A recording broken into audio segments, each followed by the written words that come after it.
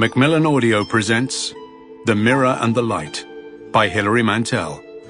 Read for you by Ben Miles.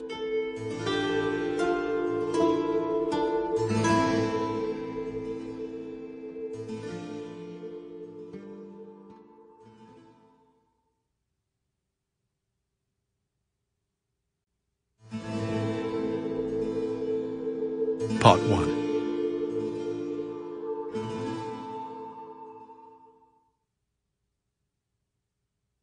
Chapter 1. Wreckage. Part 1. London, May 1536. Once the Queen's head is severed, he walks away. A sharp pang of appetite reminds him that it is time for a second breakfast, or perhaps an early dinner. The morning's circumstances are new, and there are no rules to guide us. The witnesses, who have knelt for the passing of the soul, stand up and put on their hats. Under the hats, their faces are stunned. But then he turns back to say a word of thanks to the executioner.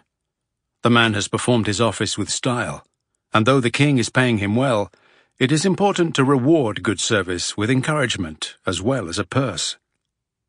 Having once been a poor man, he knows this from experience. The small body lies on the scaffold where it has fallen, belly down, hands outstretched. It swims in a pool of crimson, the blood seeping between the planks. The Frenchmen they had sent for the Calais executioner had picked up the head, swaddled it in linen, then handed it to one of the veiled women who had attended Anne in her last moments. He saw how, as she received the bundle, the woman shuddered from the nape of her neck to her feet. She held it fast, though, and a head is heavier than you expect. Having been on a battlefield, he knows this from experience too. The women have done well. Anne would have been proud of them. They will not let any man touch her. Palms out, they force back those who try to help them. They slide in the gore and stoop over the narrow carcass. He hears their indrawn breath as they lift what is left of her. Holding her by her clothes, they are afraid the cloth will rip and their fingers touch her cooling flesh. Each of them sidesteps the cushion on which she knelt, now sodden with her blood. From the corner of his eye he sees a presence flit away, a fugitive lean man in a leather jerkin. It is Francis Bryan, a nimble courtier, gone to tell Henry he is a free man. Trust Francis, he thinks. He is a cousin of the dead queen, but he has remembered he is also a cousin of the queen to come.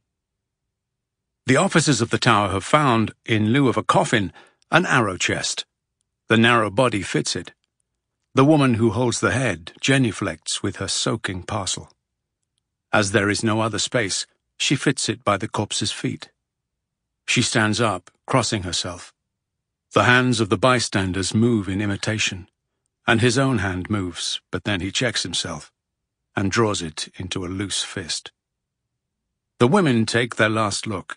Then they step back, their hands held away from them so as not to soil their garments.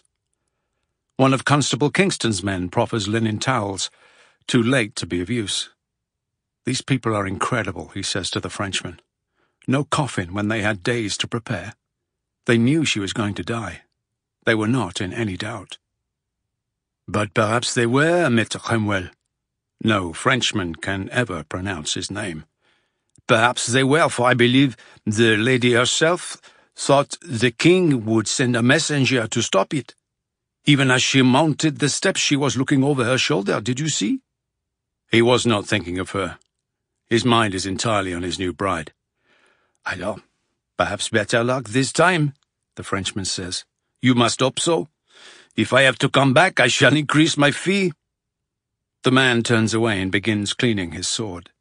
He does it lovingly, as if the weapon were his friend. Toledo steel. He proffers it for admiration. We still have to go to the Spaniards to get a blade like this. He, Cromwell, touches a finger to the metal. You would not guess it to look at him now, but his father was a blacksmith. He has a... Sample complete. Ready to continue?